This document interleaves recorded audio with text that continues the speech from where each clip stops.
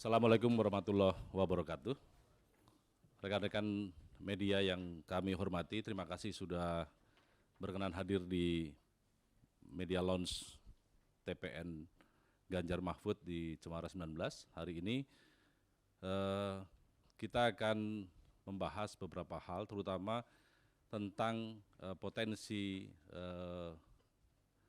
kecurangan yang mungkin muncul di dalam pemilu kali ini, terutama dalam soal penghitungan suara, karena kami mendapatkan informasi tentang adanya lubang atau kelemahan di dalam aplikasi yang akan digunakan untuk melakukan rekap hasil pemilihan umum yang akan berlangsung lusa tanggal 14 Februari, yaitu aplikasi Sirekap. Hadir bersama kita pada sore hari ini, saya perkenalkan dulu, saya Tommy Arianto, Direktur Eksekutif Komunikasi dan Informasi, juga juru bicara di TPN Ganjar Mahfud, dan bersama kita ada Pak Ifdal Kasim. Pak Ifdal Kasim adalah Direktur Penegakan Hukum dan Advokasi di TPN Ganjar Mahfud. Ada Pak Firman Jaya Daily. Pak Firman juga adalah wakil dari Deputi Hukum di TPN Ganjar Mahfud, dan ada Pak Vincentius Mendrova. Pak Vincentius adalah salah satu tim hukum kita. Beliau juga anggota tim legal di TPN. Ada juga bersama kita di sebelah ujung ada Pak Ricardo Simanjuntak. Pak Ricardo adalah anggota eksekutif di TPN Ganjar Mahfud. Langsung saja mungkin akan dimulai oleh Pak Ifdal Kasim. Pak Ifdal juga barusan dari Bawaslu, saya kira, untuk melaporkan hal-hal ini. Silakan Pak Ifdal.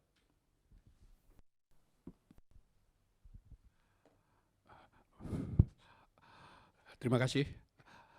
Rekan-rekan media yang saya hormati, pertama-tama kami dari TPN Ganjar Mahfud mengucapkan terima kasih atas kehadiran rekan-rekan pada sore hari ini, mendengarkan keterangan yang akan kami sampaikan terkait dengan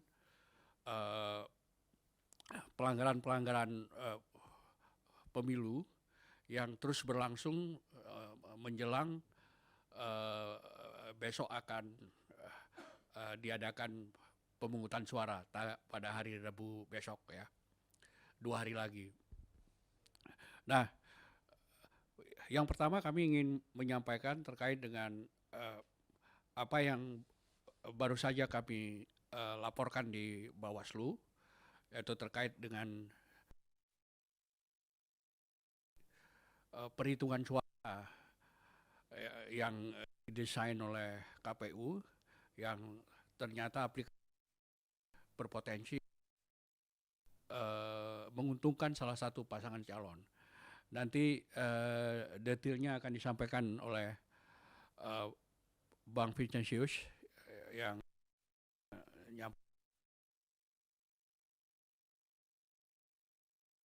di Bawaslu pada sore hari ini.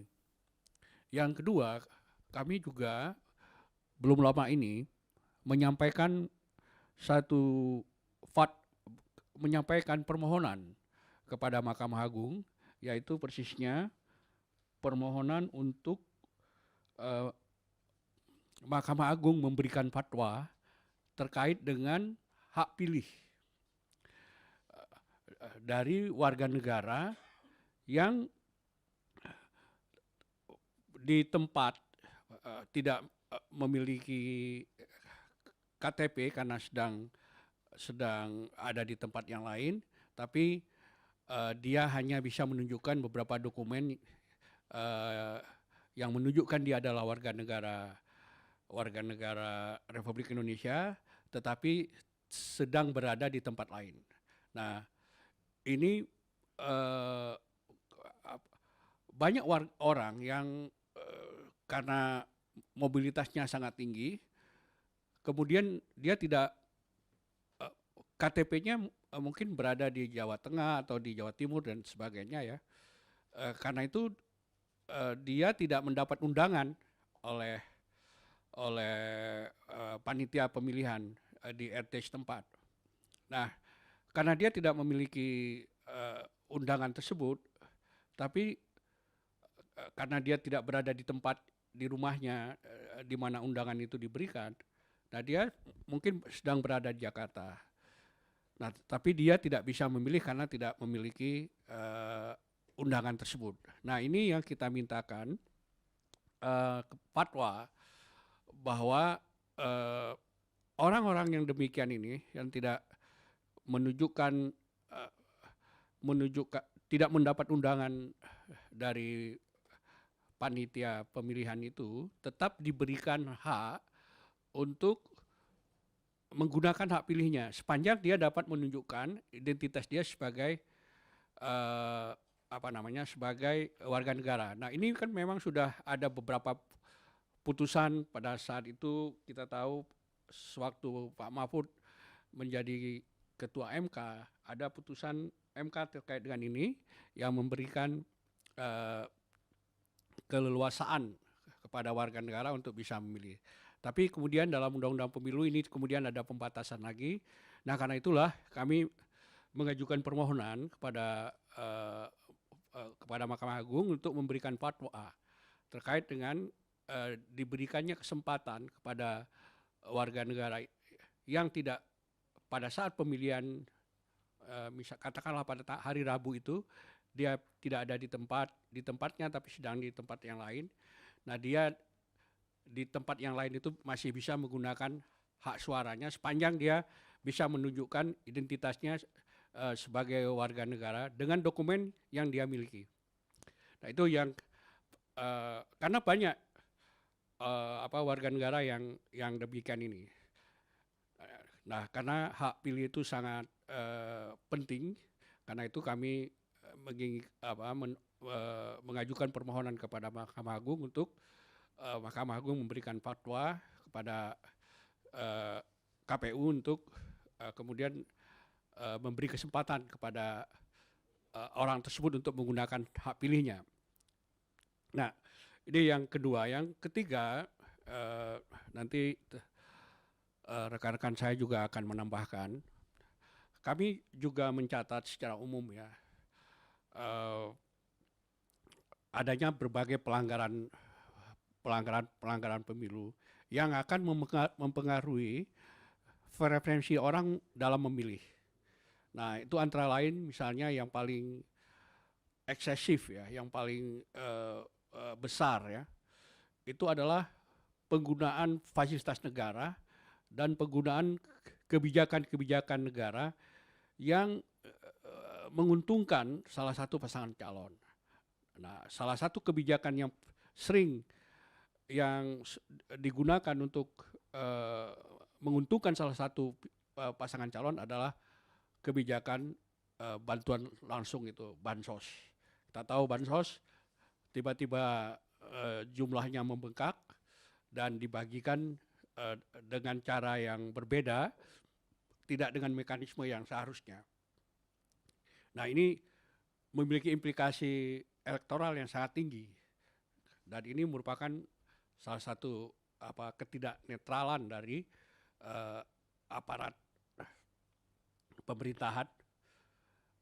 Nah, kemudian yang kita lihat yang lainnya adalah terkait dengan netralitas ini. Ini laporan terkait dengan netralitas ini sangat banyak. Bahkan kalau kita mengikuti berbagai macam perbincangan di media sosial dan juga di media cetak dan juga media-media online, ketidaknetralan dari aparatus negara seperti polisi, TNI, dan seterusnya itu makin sering terungkap. Nah, ini menunjukkan kita agak khawatir ya pada pemilu yang akan berlangsung tanggal 14 ini memang benar-benar ada skenario yang menginginkan pemilu ini berjalan satu putaran. Nah, karena menginginkan pemilu harus satu putaran, maka dilakukan berbagai bentuk pelanggaran. Kami memiliki data mengenai pelanggaran-pelanggaran ini. Kami mulai catat dari mulai ditetapkannya pasangan calon sampai kepada tahap kampanye dan seterusnya. Nah, di pentahapan ini kami semua punya data pelanggaran-pelanggarannya yang itu nanti akan kami gunakan dalam kalau nanti terjadi sengketa dalam hasil pemungutan suara nanti. Tapi kami punya data yang sangat banyak, termasuk yang kami laporkan di berbagai Bawaslu, baik di pusat, di daerah provinsi, kabupaten maupun kota di seluruh Indonesia. Kita sudah melaporkan berbagai pelanggaran yang terjadi di berbagai tempat itu. Nah, ini data paling banyak dari pelanggaran ini adalah netralitas, ya. Kemudian pembagian money politik itu juga paling banyak yang terjadi. Nah, ini secara umum yang ingin saya sampaikan. Nanti akan saya minta Pak Firman menambahkan apa yang kami lihat selama ini. Terima kasih, Pak.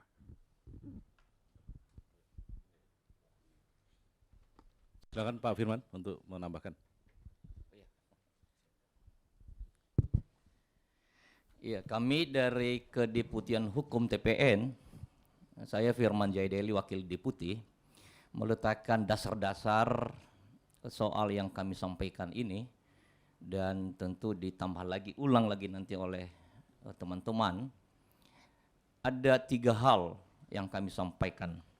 Yang pertama adalah yang berkaitan dengan laporan sore tadi ke Bawaslu oleh TPN, yaitu bahwa memang inti dari pemilihan presiden itu ditentukan oleh pemungutan suara dan penghitungan suara. Dan ada simulasi yang dilakukan oleh penyelenggara pemilu yang menurut pemahaman kami, kenyataannya itu ada penyimpangan, ada pelanggaran yang kalau tidak dibantah dan kalau tidak diproses maka bisa menjadi persoalan serius, karena kita menganut azas dalam demokrasi konstitusi kita, one person, one vote, one value. Jadi satu suara itu, satu orang, satu suara, satu nilainya itu. Jadi misalnya, yaitu ada simulasi secara konvensional, contoh misalnya 93 01, 02, 93, kemudian 03 juga 93. Tapi kalau di input secara dalam aplikasi KPU itu menjadi ada perbedaan signifikan, itu baru satu tempat. Jadi misalnya 01 tetap 93, tapi 02 menjadi 97 atau 95, 97. 02 justru turun dari 93 menjadi 92. Itu menjadi contoh yang secara serius memiliki dampak terhadap kualitas pemilu kita. Karena kita menganut azas pemilihan umum bersandar berbasis pada kejujuran. Nah, persoalannya adalah ini tidak hanya menguntungkan pasangan tertentu dan merugikan pasangan tertentu, tapi panggilan nurani TPN hadir yaitu dalam rangka untuk menyelamatkan hak-hak konstitusional rakyat. Karena yang rugi adalah rakyat. Sesungguhnya rakyat tidak menentukan pilihan, tidak menjatuhkan pilihan, tapi bisa dimanipulasi menjadi bertambah.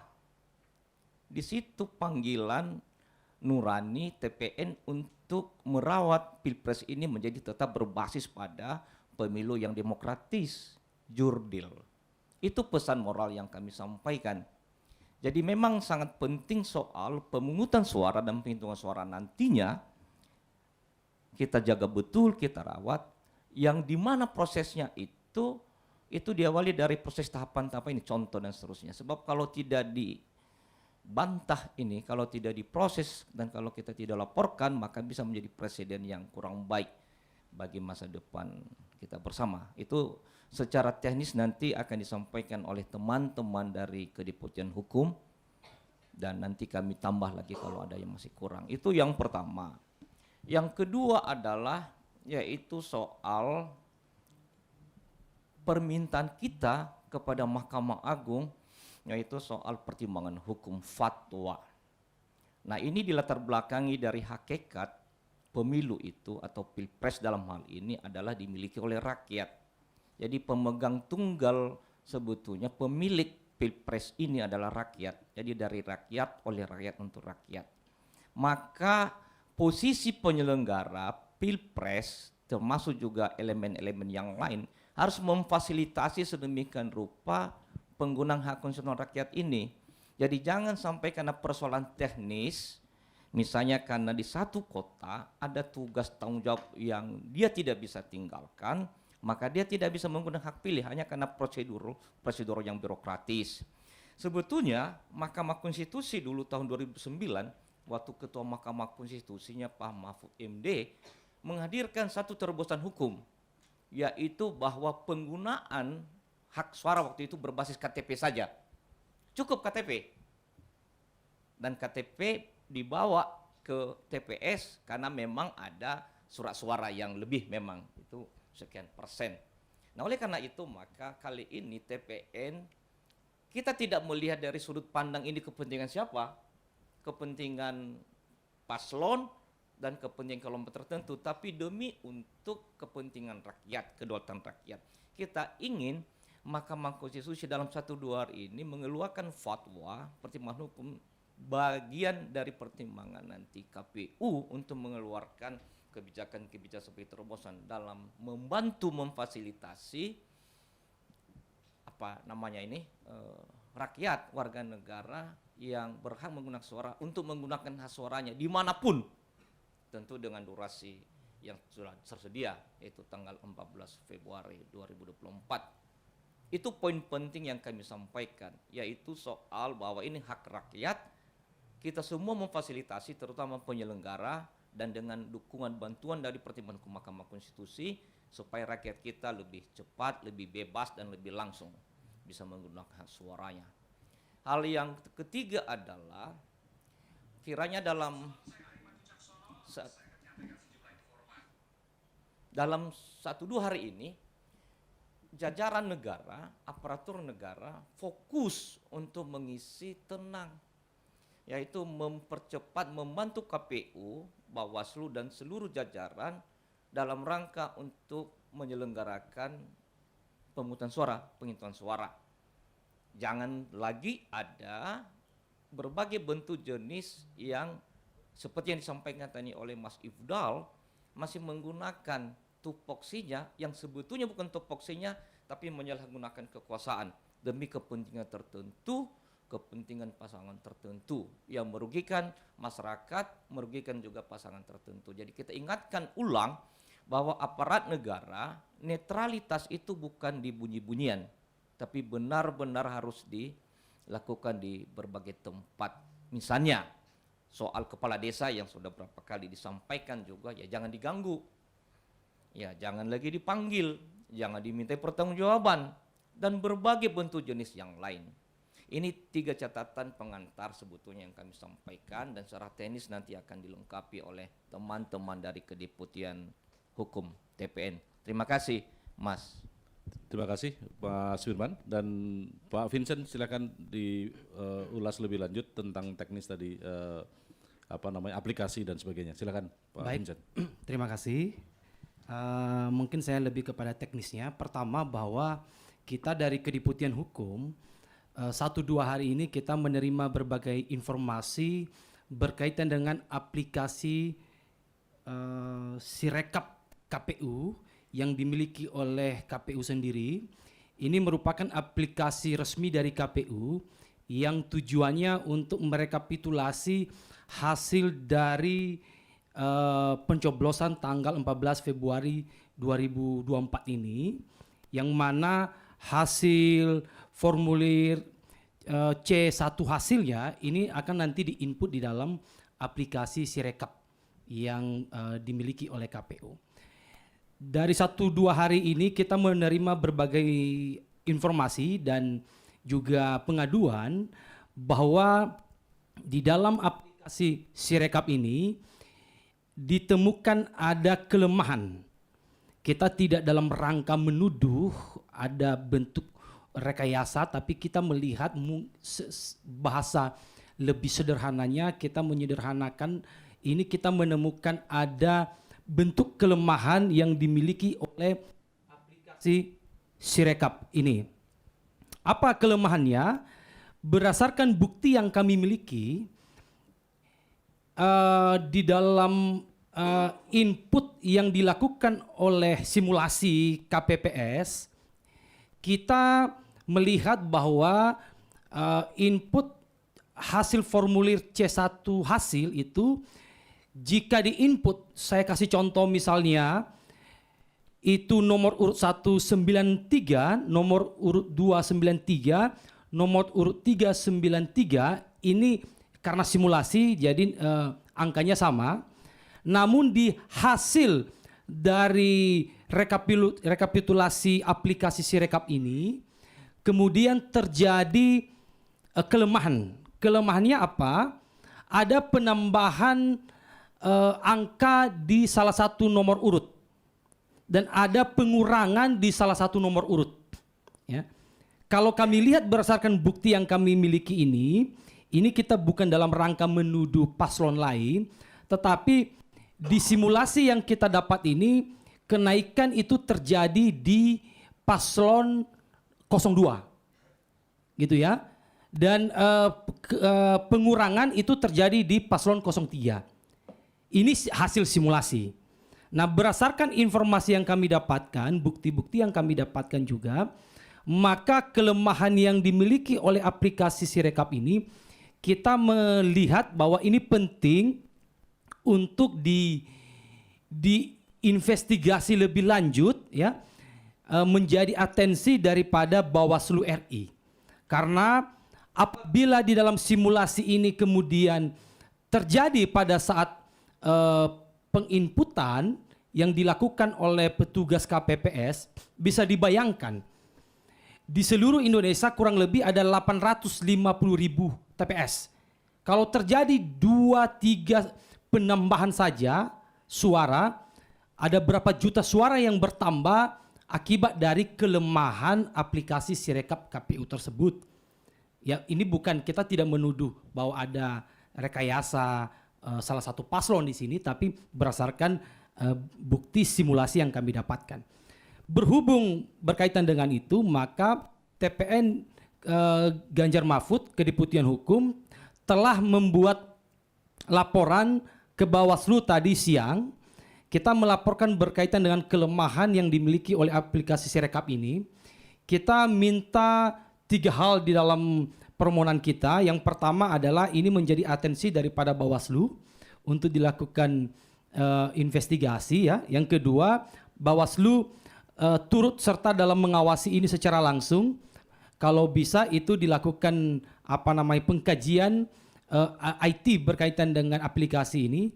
Dan yang ketiga, permintaan kita adalah dilakukan uji coba simulasi antara KPU dengan tim pemenangan Ganjar Mahfud. Itu 3 hal itu yang menjadi permintaan kita di dalam laporan di Bawaslu.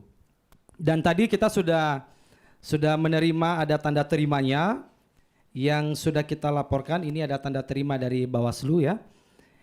Dan kita juga tadi hasil simulasi itu kita punya bukti berkaitan dengan bukti yang tadi terjadi penambahan di salah satu paslon dan terjadi pengurangan di salah satu paslon.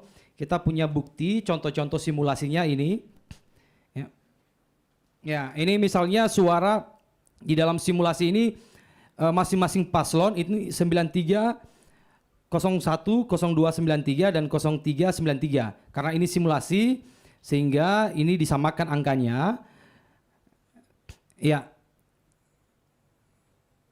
Oke, sudah. Lalu hasil dari input formulir C hasil ini ini di dalam halaman data formulir C hasil, ini terdapat penambahan suara dan pengurangan suara.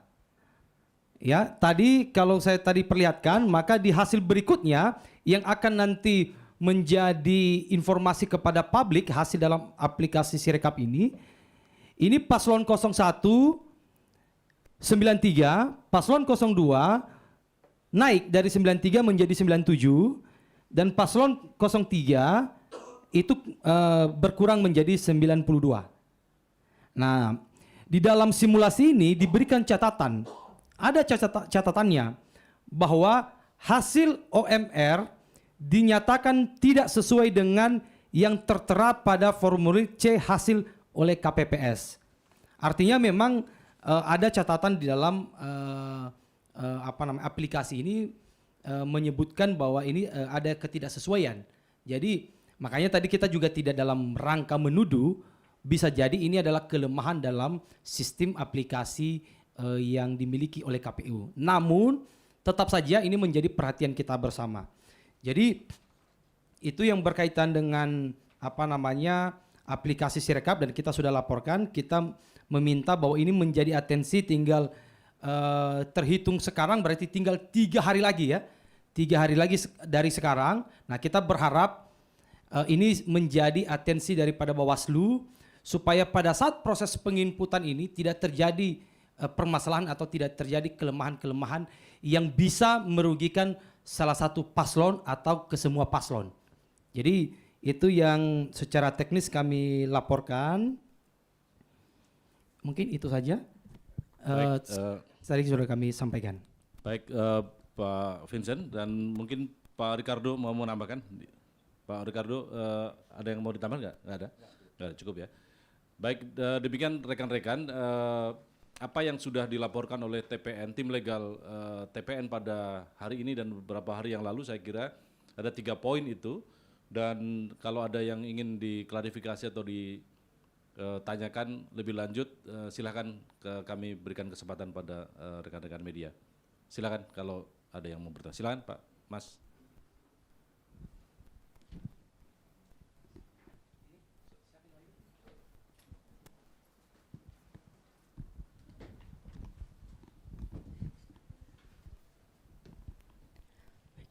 Baik, Assalamualaikum warahmatullahi wabarakatuh. Salam. Selamat sore, saya Erlangga Rokadi dari TVRI.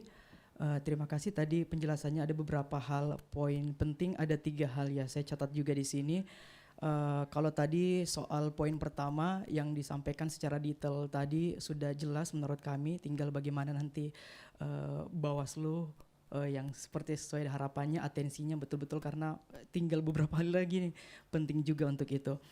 Catatan kedua adalah soal fatwa tadi, fatwa yang disampaikan.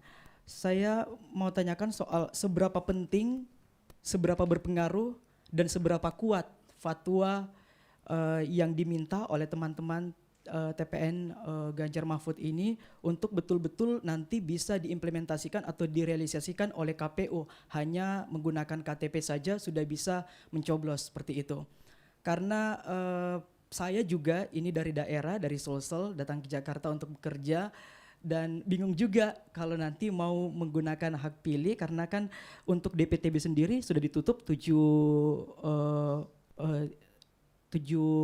Februari lalu, seperti itu. Jadi tidak bisa mengurus lagi seperti itu. Jadi yang mau saya tanyakan soal seberapa penting, seberapa berpengaruh dan seberapa kuat terkait fatwa tersebut untuk nantinya betul-betul diimplementasikan oleh KPU. Terus yang kedua, yang ketiga adalah soal netralitas.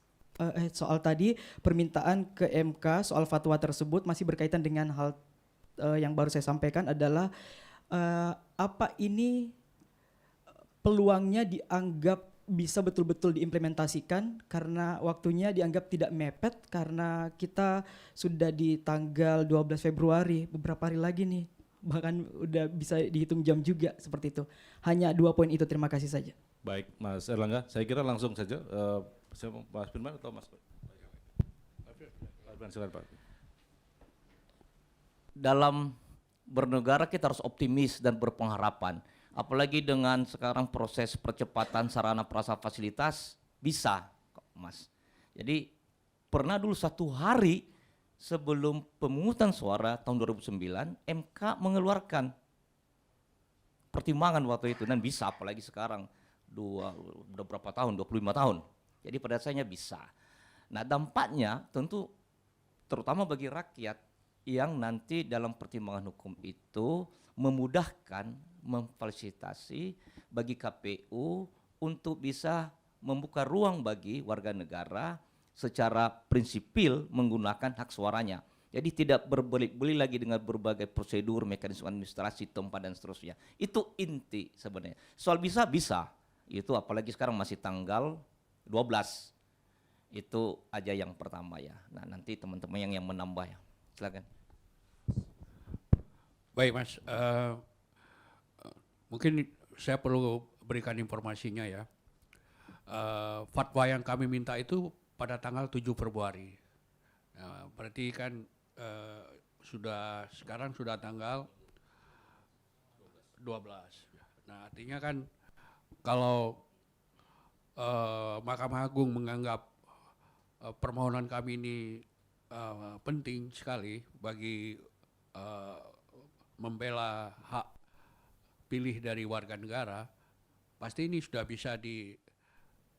bisa dieksekusi oleh Mahkamah Agung dengan menyurati KPU agar dalam permohonan kami hanya meminta kepada Mahkamah Agung ya, permohonan fakta itu, fatwa itu, kami mohon agar MA dapat mengeluarkan pertimbangan hukum kepada Komisi Pemilihan Umum Republik Indonesia atas pasal 210 Undang-Undang Nomor 7 tahun 2017 tentang pemilihan umum, junto putusan Mahkamah Konstitusi nomor 20 2019 sebagaimana telah kami kemudian kami kenapa itu kami sampaikan, kami berpandangan bahwa seharusnya setiap warga negara dengan dokumen kependudukan yang sah dapat menggunakan hak pilihnya dimanapun pada hari pemilihan umum tanpa kewajiban untuk melakukan pendaftaran atau permohonan pindah memilih yang dibatasi oleh waktu. Jadi kami menginginkan memudahkan, karena seperti dikatakan Pak Firman tadi, penyelenggara itu kan lebih memfasilitasi, memudahkan warga negara untuk memilih. Sehingga aspek birokratisasinya itu jangan mengalahkan hak pilih. Jadi KPU itu harus mengutamakan hak pilih ketimbang urusan administratif. Gitu. Yang penting kan orang itu bisa menunjuk dokumen kependudukannya. Apakah itu KTP, apakah itu paspor. Sehingga dia tidak perlu harus ada kalau dia ingin memilih karena kebetulan dia ada perjalanan ke luar kota, dia mengurus dulu surat pemindahannya. Itu kan terlalu nyelimat. Nah ini yang kita mohonkan kepada Mahkamah Agung agar mempermudah. Jadi peran negara sebagai fasilitator dari pemilihan penggunaan hak pilih itu benar-benar terwujud gitu. Itu Mas. Baik, terima kasih.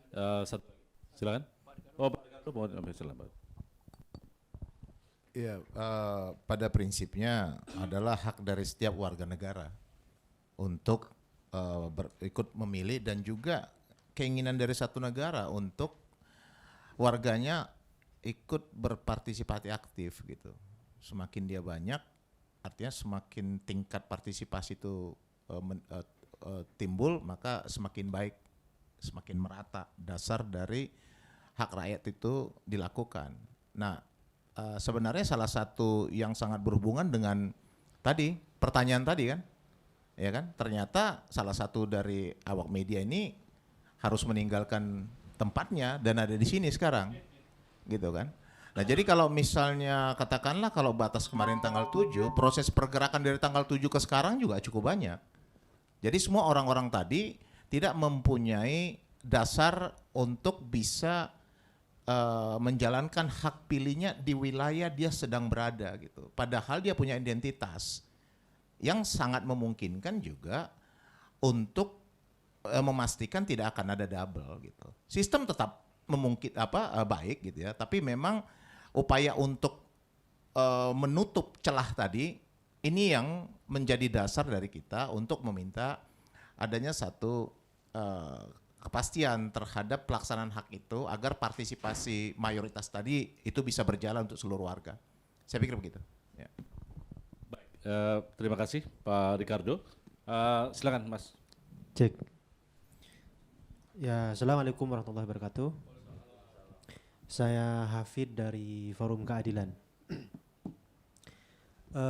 Ada 3 poin tadi yang disampaikan, namun saya itu ingin masuk kepada poin ketiga, yaitu penyalahgunaan fasilitas negara, yang di situ juga ada kebijakan negara, kebijakan pemerintah. Nah, di situ kalau ditarik ini menjadi abuse of power gitu ya. Nah, ada beberapa informasi juga bahwa abuse of power oleh pemerintah ini dilakukan secara terstruktur, sistematis, dan masif seperti itu. Nah, dengan adanya itu yang dilakukan secara terang benderang, seakan-akan secara terang benderang gitu tuh, saya ingin menanyakan, sudah ada berapa catatan sih sebenarnya atau kumpulan catatan dari pihak TPN sendiri terhadap abuse of power dan juga penyalahgunaan oleh pemerintah ini. Lalu tadi Bang Ifdal juga menyebutkan bahwa sudah melaporkan perihal penyalahgunaan termasuk juga penyebaran bansos dan sebagainya. Nah, laporan-laporan itu sejauh ini sudah ada progres atau mandek di situ saja, atau memang masih proses atau seperti apa? Seperti itu mungkin. Terima kasih. Baik, Mas Hafid, langsung Bang Ifdal mau ditanggapi atau Pak? Baik, saya menjawab dulu pertanyaan yang terakhir ya, terkait dengan laporan-laporan kami ke Bawaslu ya, baik yang di tingkat pusat maupun di provinsi, di kabupaten maupun di kota ya. Nah, yang terkait dengan laporan yang terkait dengan penyalahgunaan kewenangan atau penggunaan fasilitas negara untuk menguntungkan salah satu pasangan calon itu, atau lebih umum adalah netralitas, terkait dengan netralitas. Nah, ini laporan-laporan yang kami masukkan ke Bawaslu ya, kebanyakan ya seperti yang di Labuan, di Batubara ya, di Sumatera Utara, kemudian juga ada di Jawa Tengah, Jawa Timur, ada juga di Sumatera, Jambi, Bengkulu ya. Juga ada beberapa di Sulawesi, di Sulawesi Selatan, Sulawesi Barat, Sulawesi Utara. Nah, semua laporan ini tidak dilakukan pemeriksaan yang cukup hati-hati oleh Bawaslu, tidak proper. Nah, berarti halangan yang paling serius ya, yang selalu menjadi menjadi sandungan ya dari berbagai laporan ke Bawaslu itu adalah bukti material yang mereka minta. Nah, bukti material ini berupa harus saksi, kemudian bukti dan seterusnya.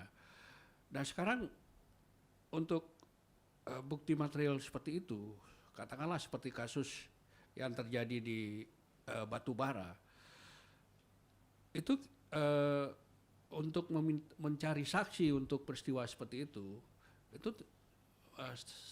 hampir nggak mungkin. Begitu juga yang terjadi pembagian uang di salah satu sekolah atau pesantren, praktis tidak ada yang mau menjadi saksi untuk memberi keterangan terhadap hal itu. Juga seperti yang terjadi di Jawa Timur yang ramai ya, Gus Miftah yang membagi-bagi uang yang sempat viral itu. Itu juga Bawaslu Pamekasan itu juga kesulitan dalam mendapatkan saksi untuk memberi keterangan yang valid terhadap itu. Jadi hampir semua laporan-laporan ke Bawaslu ini sulit terpenuhi. Sulit, hanya ada 1-2 seperti misalnya Bawaslu DKI ya, itu menyatakan pertemuan kepala-kepala desa, organisasi kepala desa abdesi di GBK itu pelanggaran, termasuk juga pada saat bagi-bagi susu di saat Car Free Day ya, itu juga pelanggaran. Tapi Bawaslu pusatnya malah berpendapat lain terhadap apa yang dilakukan oleh Bawaslu DKI. Jadi kita melihat dengan demikian ya, Bawaslu yang kita harapkan menjadi pengawas terhadap penyelenggaraan pemilu ini juga tidak bertindak proper.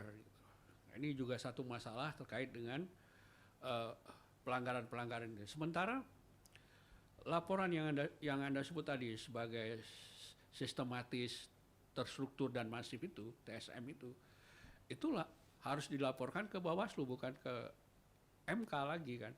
Sementara kondisi Bawaslu seperti ini. Jadi memang ini satu dilema yang kita hadapi dalam mengadukan semua pelanggaran yang terjadi. Tapi kami tetap mendata semua itu, apakah yang dalam proses pemeriksaannya di Bawaslu dikatakan tidak lengkap ya, atau ditolak, atau juga diterima, itu semua kita catat, kita beri analisa juga terhadap itu semua.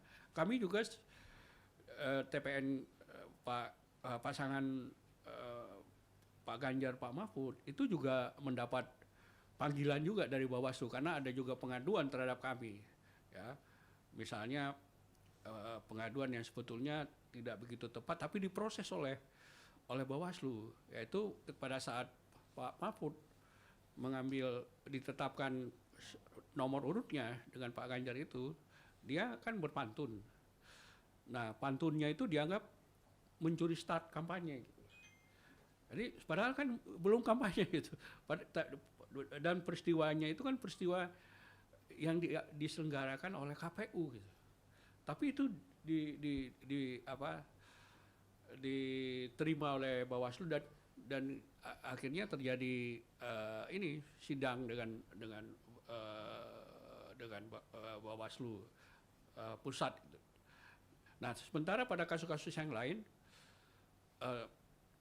banyak ini itulah. Seperti contoh saya berikan lagi yang paling serius sebetulnya, di mana menunjukkan bagaimana ASN, Sekda atau PJ ya, itu berkampanye di satu tempat ya, menyerukan di situ dalam pertemuan itu agar memilih 02 dan mengatakan nanti akan mudah untuk penerimaan pegawai. Nah, itu terjadi di Takalar. Kita adukan itu, kita minta teman-teman di TPD di daerah untuk melaporkan itu ke Bawaslu. Tapi Bawaslu setempat menolak laporan ini. Jadi dianggap tidak ada pelanggaran undang-undang pemilu, tapi melanggar undang-undang lain, yaitu undang-undang yang terkait dengan ASN, bukan undang-undang pemilu. Jadi macam-macam opininya, termasuk ada juga bagi-bagi uang di Parepare, juga tidak diproses dengan baik oleh Bawaslu setempat. Nanti Bang Ricardo juga bisa, dia juga baru pulang dari Sulawesi juga. Saya kira itu mungkin. Baik, ditambahkan mungkin Mas Firman. Makanya kami terus-menerus mengingatkan Bawaslu, ya, dan kami juga mohon kita bersama dengan kawan-kawan media mengingatkan dan mendukung Bawaslu. Karena yang kami laporkan secara kuantitatif itu 400-an. Tapi bukan hanya TPN ya, TPD, TPC. Jadi kalau digabung seluruh Indonesia itu 400-an. Ada berbagai bentuk, jenis, wujud, dan tingkatannya, levelnya. Gitu. Bawaslu sendiri juga tentu mengalami hambatan ya. Ada juga pergumulan, ada persoalan. Misalnya kalau berkaitan misalnya soal Gakumdu, kalau indikasi misalnya ini pelanggaran hukum, di situ kan ada 2-3 elemen. Representase dari Bawaslu, kemudian representase dari kejaksaan dan kepolisian. Nah, ada berbagai modus pelanggaran sesungguhnya yang kami tangkap. Misalnya jikalau kepala daerah menyampaikan gambaran-gambaran, misalnya untuk menuju kepada pasangan calon tertentu, maka biasanya itu kita melihatnya harus dalam bentuk konstruksinya utuh. Jadi tidak berdiri sendiri. Memang kepala daerah tersebut atau wakil kepala daerah tersebut tidak lantas menyatakan nama pasangan calon tertentu. Tapi kemudian ada foto-foto yang lain muncul. Dalam bentuk nyanyi, dalam bentuk foto. Itu kan mengkonfirmasi bahwa yang dimaksud oleh sang kepala daerah tadi. Nah, jadi kalau melihat menginvestigasi pelanggaran, jangan hanya fakta yang diucapkan, tapi lihatlah konstruksi acara itu, kegiatannya. Nah, kita udah mengingatkan Bawaslu supaya juga menelusuri itu. Ya, tapi misalnya terjadi misalnya di Jawa Barat, ada pelanggaran faktual di mana kampanye, di luar jalur kampanye, saksi sudah bersedia, tapi beberapa setelah itu tidak bersedia mengundurkan diri karena ada ancaman, ada rayuan. Itu yang membuat kemudian Bawaslu juga agak mengalami persoalan-persoalan. Tetapi TPN melalui Kedeputian Hukum selalu melakukan pendampingan dan seterusnya. Karena yang kita ingatkan adalah bahwa pelanggaran tetap pelanggaran. Jikalau ada pelanggaran maka sama dengan harus ada penghukuman supaya tidak ada pembiaran. Sekali ada pembiaran omission, maka itu akan diulangi terus. Itu yang kemudian makanya kami melaporkan ke Bawaslu tadi soal kesalahan yang aplikasi itu loh. Karena ini kan ilmu coba-coba. Sekali salah, kalau tidak ada yang memprotes, maka kemudian pada saat pemungutan suara dan penghitungan bisa terjadi sedemikian rupa. Yang rugi bukan 03 semata, tapi rakyat, pemegang mandat sesungguhnya, pemilik pilpres yang sesungguhnya. Jadi kalau ditanya tadi bagaimana dampaknya, bagaimana jumlah pelaporan proses, ada yang sudah diproses oleh Bawaslu, ada juga yang ditindak, tapi juga ada yang masih bersifat administrasi, pengadministrasian. Ada juga yang dikembalikan karena tidak memenuhi dan seterusnya itu. Nah, nanti teman-teman yang menyampaikan soal penggunaan sarana prasarana fasilitas itu sudah banyak lah. Teman-teman jurnalis juga media kan sudah mengetahui. Ya, baru-baru ini misalnya juga Gubernur Kepri menggunakan misalnya pada saat pendekatan bantuan sosial. Kita juga dapat laporan itu. Belum sampai di tingkat bawah lagi. Demikian Mas Tommy. Ya, baik Pak Firman. Ada yang mau ditambahkan Pak Ricardo? Cukup? Teman-teman ada yang mau ditanyakan lagi? Kalau tidak saya kira cukup dari TPN. Ada beberapa hal, saya kira tadi ada 3 poin yang penting untuk digarisbawahi tentang laporan TPN, tim legal TPN ke Bawaslu tentang adanya kelemahan yang ditemukan dalam aplikasi Sirekap yang kemungkinan besar bisa mempengaruhi hasil dari pemilihan umum pada Rabu mendatang tanggal 14 Februari. Yang kedua mengenai permintaan fatwa yang sebenarnya sudah dimintakan pada 7 Februari. Jadi waktunya cukup ya, tidak mendadak. Jadi bukan hanya saat ini diminta, tapi sudah beberapa waktu yang lalu dan waktu yang diperlukan untuk itu mestinya memadai jika memang dianggap ini sebagai satu hal yang penting untuk memberikan hak kepada rakyat menentukan pilihannya pada pemilu yang akan datang. Yang ketiga tadi soal penggunaan fasilitas negara, penggunaan kekuasaan dan sebagainya yang mengarah pada pelanggaran netralitas aparat negara yang seharusnya memberikan ruang yang seluas-luasnya kepada rakyat untuk memberikan suaranya secara jujur, adil dan bisa dipertanggungjawabkan secara transparan. Saya kira itu yang kami bisa sampaikan pada sore ini, dan rekan-rekan media kami sekali lagi menyampaikan terima kasih dan penghormatan untuk waktu dan kesediaannya pada sore hari ini. Sekali lagi terima kasih. Wassalamualaikum warahmatullahi wabarakatuh.